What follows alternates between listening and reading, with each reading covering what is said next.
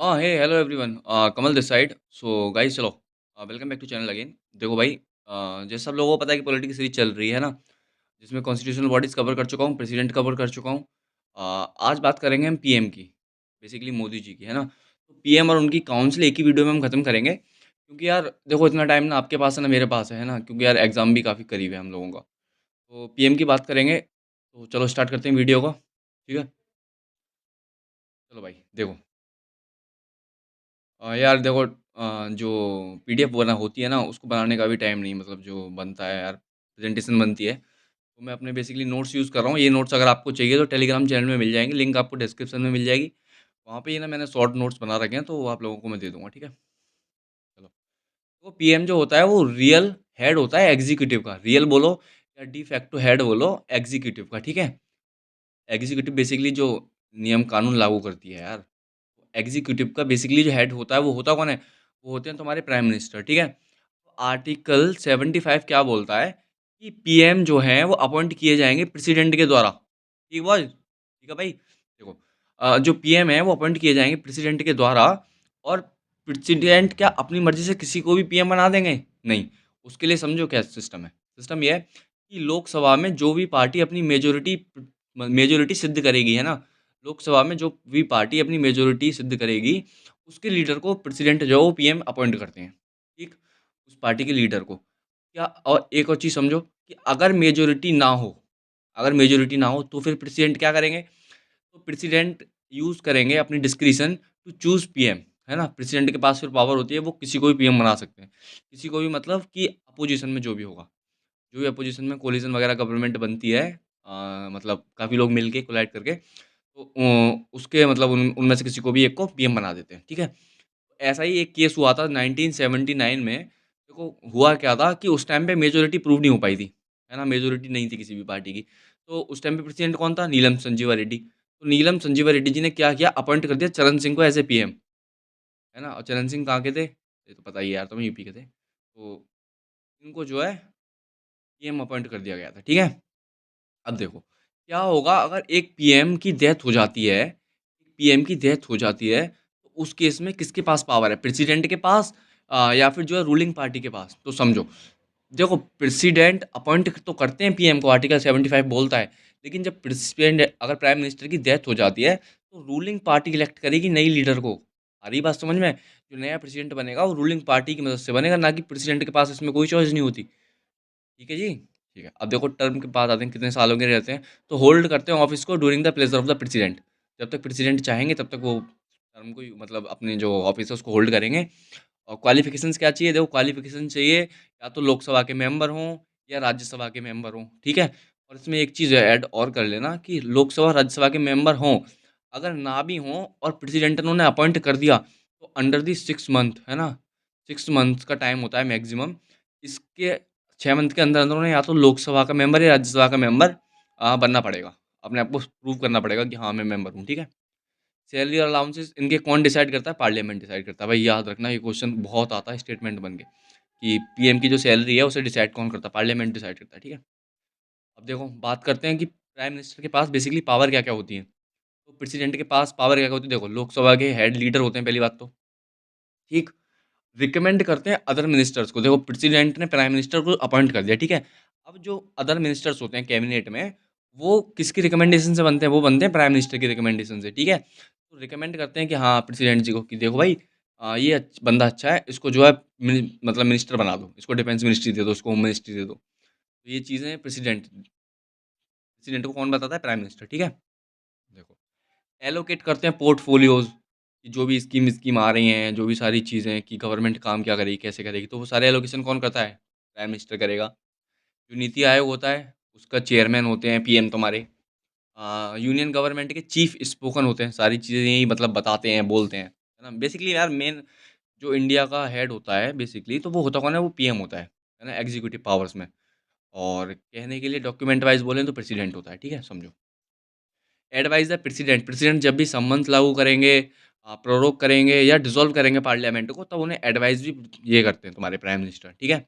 और किसी मिनिस्टर को हटाना होगा मिनिस्टर मिनिस्टर के पद से, तो उसे कौन हटाएगा? उसे तुम्हारे पीएम जी हटा सकते हैं। अब देखो यार, एक होता है डेप्यूटी पीएम। अब डेप्यूटी पीएम का सिस्टम क्या होता है कि इनका मेंशन तो पहली बात तो कॉन्स्टिट्यूशन में है नहीं, ठीक है? डेप्यूटी पीएम का कोई भी मेंशन जो है वो कॉन्स्टिट्यूशन में है नहीं। लेकिन हम डेप्यूटी मिनिस्टर बना लेते हैं किस लिए? पॉलिटिकल कंपल्सन के लिए, है ना? अगर कभी ज़रूरत हो रही है कि जो पीएम है, उस पे वर्कलोड ज़्यादा हो रहा है, तो उसको कम करने के लिए हम जो एक डेप्यूटी पीएम रख लेते हैं, है ना? तो ऐसे ही एक डेप्यूटी पीएम सबसे पहले कौन बनाए गए थे? सरदार पटेल। याद रखना नाम, इम्पोर्टेंट तो नहीं है लेकिन छोटे-मोटे एग्ज़ाम्स जो होते हैं, उनमें स्टैटिक में पूछ सकता है कि पहले डेप्यूटी पीएम कौन थे? सरदार पटेल, ठीक है? अब देखो, ऐसे यार ये ना लिख रहा था एक्चुअली एम लक्ष्मीकांत तो मैंने लिख दिया है। हो सकता है मे बी अगर ऑप्शन बन के आ जाए या स्टेटमेंट में दे दे कि ऐसे 6 लोग कौन हैं जो पहले सीएम रह चुके हैं उसके बाद में पीएम बने हैं, है ना? कुछ तो डायरेक्ट बनते हैं। कुछ ऐसे हैं जो सीएम थे पहले उसके बाद में पीएम बने जैसे मोरारजी देसाई जी हैं। तुम्हारे चरण सिंह हैं जो पीछे एग्ज़ाम्पल दिया था 1979 वाला मैंने। बीपी सिंह हो गए, पीवी नरसिम्हा राव हो गए, एचडी देवे गौड़ा हो गए या फिर तुम्हारे मोदी जी हो गए। मोदी जी तो बेसिकली 4 बार सीएम रहे ना, कहाँ के? गुजरात के। तो ये लोग हो गए, ठीक है? अब देखो, अब आते हैं आर्टिकल 74 पे, 75 मैंने बता दिया। देखो 74 में 74 आर्टिकल क्या कहता है कि council of minister to aid and advice president. There is a council of ministers कि प्राइम मिनिस्टर के लिए एक काउंसिल ऑफ मिनिस्टर भी दी जाएगी और वो किसको एडवाइस करेगी? वो एडवाइस करेगी प्रेसिडेंट को, है ना? तो प्रेसिडेंट बेसिकली जो भी एक्शंस लेते हैं वो किसके कहने मतलब किसके वोटिंग वोटिंग के बाद में लेते हैं? काउंसिल ऑफ मिनिस्टर्स के बाद में, ठीक है? देखो सिस्टम एक और चीज़ समझो कि कॉन्स्टिट्यूशनल अमेंडमेंट एक्ट 91st आया 2003 में। 2003 में हमने कॉन्स्टिट्यूशन अमेंड किया 91st बार। उसमें करा क्या हमने?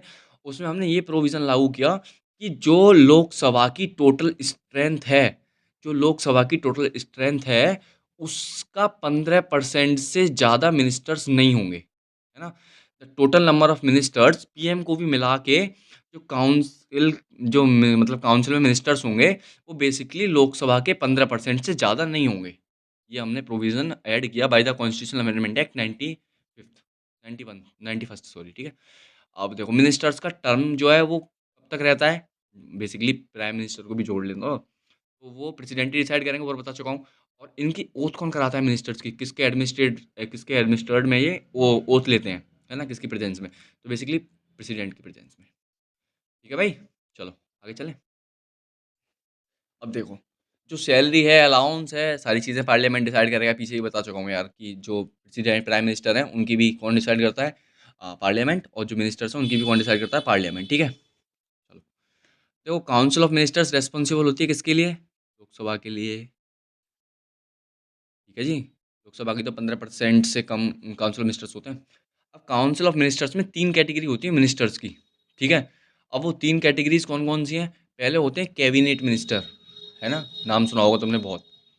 काफ़ी फेमस होते हैं कैबिनेट मिनिस्टर। फिर आती है मिनिस्टर्स ऑफ स्टेट, राज्य के मिनिस्टर, ठीक है? फिर होते हैं डेप्यूटी मिनिस्टर, ये 3 तरीके के मिनिस्टर होते हैं।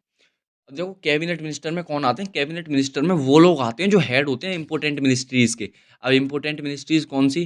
बेसिकली जो तुमने नाम सुन रखे होंगे क्योंकि तुमने उनके अलावा सुने भी नहीं होंगे। जो इम्पोर्टेंट मिनिस्ट्रीज़ होती हैं कौन-कौन सी होती हैं? होम मिनिस्ट्री हो गई, डिफेंस मिनिस्ट्री हो गई, तुम्हारी फाइनेंस मिनिस्ट्री हो गई, एक्सटर्नल अफेयर्स अफेयर मिनिस्ट्री हो गई, है ना? तो ये सारी मिनिस्ट्रीज़ कैसी होती हैं? इम्पोर्टेंट होती हैं। तो क्या कैबिनेट मीटिंग को जो कैबिनेट मीटिंग होगी उन्हें अदर मिनिस्टर मतलब अदर मिनिस्टर उसमें होंगे या सिर्फ कैबिनेट मिनिस्टर होंगे? यही है ना कि कैबिनेट मिनिस्टर्स को अदर मिनिस्टर जो हैं वो अटेंड नहीं करते हैं। क्यों? क्योंकि कैबिनेट मिनिस्ट्री जो होती है वो काफ़ी इम्पोर्टेंट होती है ना? क्योंकि बड़ी-बड़ी मिनिस्ट्रीज़ होती हैं और देश की सिक्योरिटी का सवाल होता है।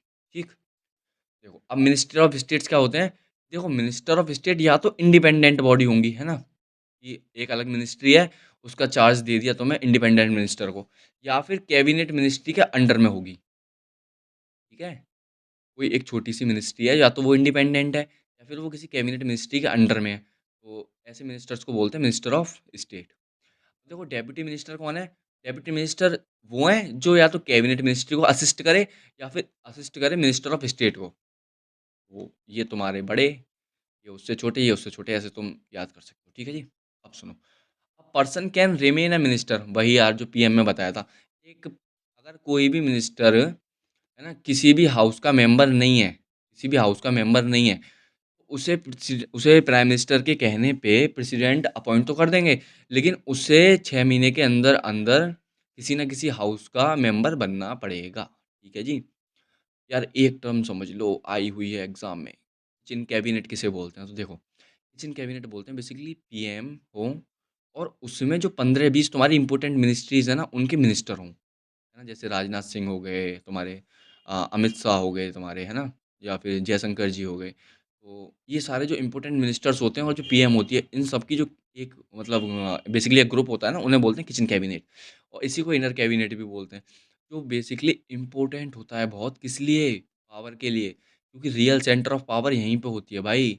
यही 5-6 लोग जो मतलब 10-12 लोग मिनिस्टर्स होते हैं बड़े-बड़े, जयशंकर हो गए, निर्मला सीतारमण जी हो गई तुम्हारी, अमित शाह, और जो बेसिकली यार जो तुम्हें चेहरे दिखते हैं टीवी पे आजकल, और जो पीएम हो गए, बेसिकली ये ना इम्पोर्टेंट होते हैं यार गाइस। क्यों क्यों बेसिकली ये इसलिए इम्पोर्टेंट होते हैं क्योंकि यार सारी पावर्स तो इन्हीं के पास है ना, ठीक है? तो this is all about the PM and his council. तो मे बी तुम लोगों को क्लियर हो गया होगा, ठीक है? चलो खत्म करते हैं वीडियो को यहीं पे without time wasting. Enjoy your journey, tata bye bye.